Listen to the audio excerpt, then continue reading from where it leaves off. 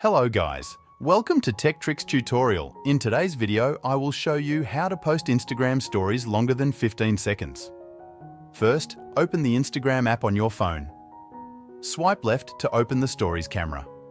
Take a quick photo or record a short video. Now, swipe up to add music to your story.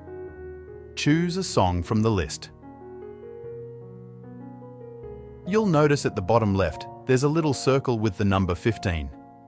This indicates the duration of the music clip. If you want to change the duration, you can adjust it here. For photos, you can change the music length up to 15 seconds. Unfortunately, for videos, the length is limited to the video duration itself. For example, if your video is 5 seconds long, the music will only play for 5 seconds. However, there is a trick to extend the music across multiple clips. Record your story in multiple 15-second segments. For example, shoot 3 clips, each 15 seconds long. Then click on the plus icon and choose Story from the bottom. Now tap on the bottom left corner and choose your clips that you want to add to your story.